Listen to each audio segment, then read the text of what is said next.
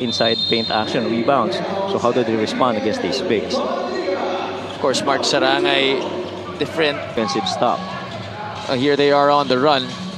4 on 3. That's Ken Ighalo getting inside the lane for those two. Yeah.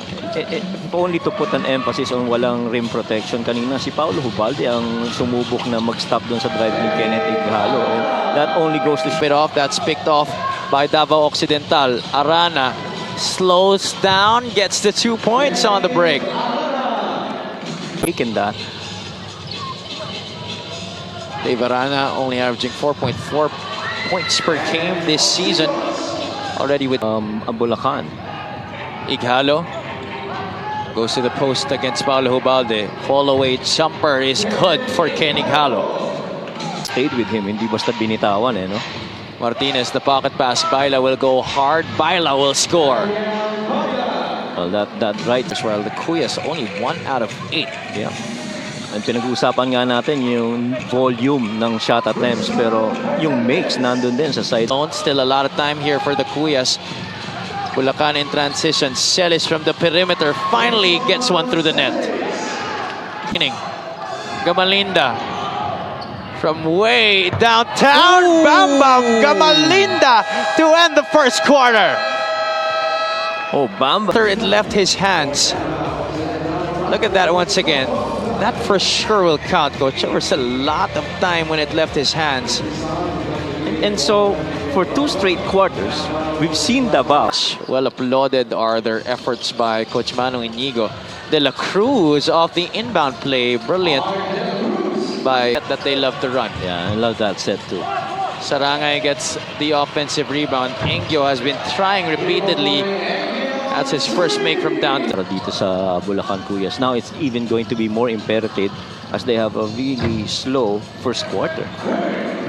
Well, it's been the opposite advantage you never want to have in games. De La Cruz, that's a tough-looking shot. Made it look so easy here. 4 minutes gone by here in the second quarter. Franco Viernes from 20 feet. Back is still open. The entry of the returning Bonbon Custodio. Yeah, and most probably trying to save it towards the end of the quarter, but Yusei Kogas. Osicos needs a teammate. Yeah. Ibanez makes himself available. Nino for 3. Finally, a shot from the outside coming from Nino Ibanez. Gets it into their front court. Hubalde trying to get past Yusei Koga. The crossover to the left and the finish for Paulo Hubalde. Advance happy birthday to you, brother. Happy birthday. David Arana scoring from the corner. That's a 3-point shot. System also under Coach Gabby. 36-18. Osicos getting more points there for Bulacan. Patak. Baila loses it. Look at Hubalde still diving on the floor. Ibanez will challenge the defense of Ken Ighalo. That's 2 points more for Nino Ibanez. However, Osicos decides to go to Ibanez. Nino putting on a series of moves now with Dada. Dada puts it up, gets the roll on the shot. Mini run to get another victory here against the Bulacan KUYAS, who are also badly in need of a W. And off the timeout, Daryl goes down and looks like he's hurt. 3 seconds left. Arana airballs that. Olayon gets it, puts it back in. No Paulo Hubalde here for the KUYAS. I don't see him on the bench as well right now. Malalaman natin mamaya kay Gian bounce in this game. Tsaka kalmadong mag-set up no? I mean, that's... And Dave Arana. Shot clock winding down here. Andales bagong pasok sa laro na to. Kicks it out. Karandang. Open look. Finally, a basket for Bulacan here in the third quarter. We already said earlier in the report by Gianna that the only way we're going to be able to score baskets in this game against a good defensive team like in today's game. He is currently in the dugout nursing a left calf strain. Sabi niya matagal na daw niya itong injury at I know how Nino Ibanez loves those corners. Aggressive defense by Joshua Montero. Can he turn it into a basket? Yes, he does. I like the energy here. Lead them, especially with Paulo out. Good, another steal. Back to back.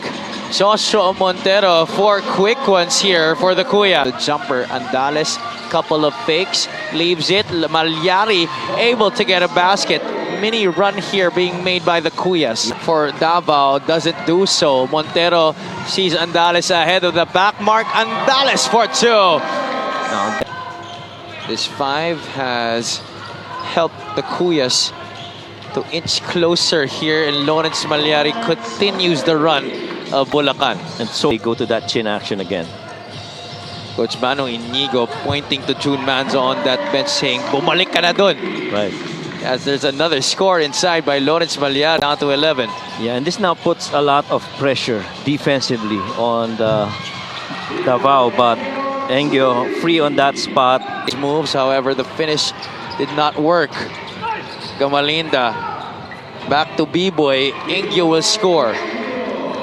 Coach Manong Inigo to restore order to this Davao Occidental Tigers offense. Free throw line jumper for Bambam. Gamalinda is down and through. Yeah, getting Lohera on the low block from the opposite wing and freeing up that shot in the middle.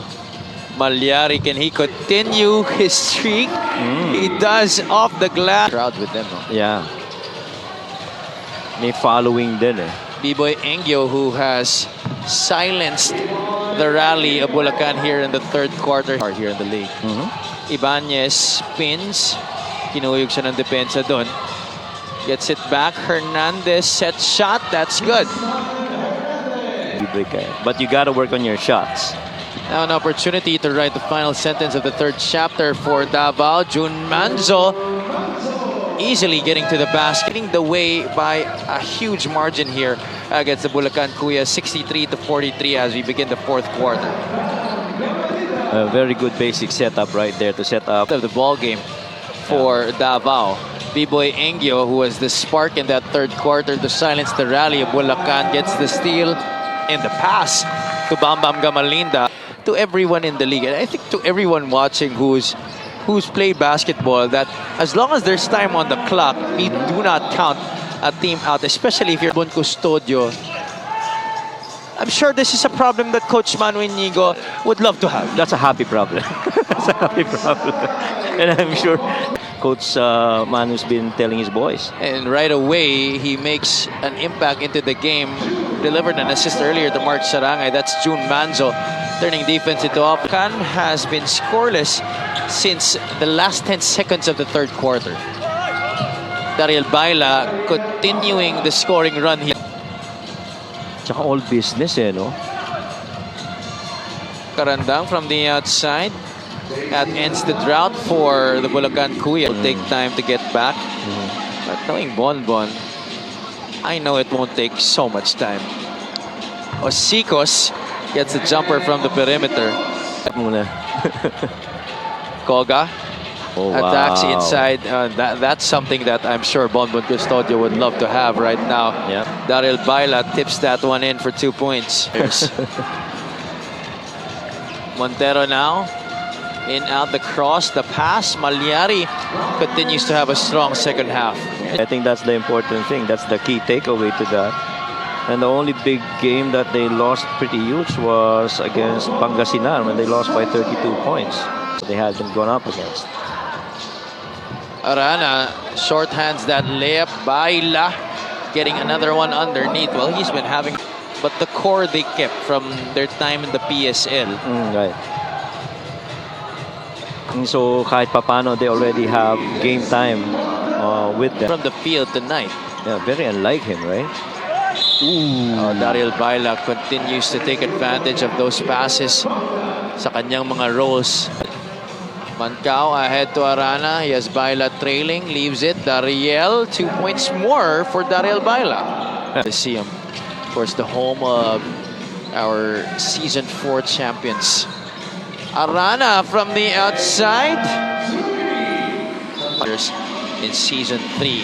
Mancao, former Manila star, misses, and Bonbon Custodio's playing, especially in the second half for Coach Manu Inigo and the Davao Occidental Tigers.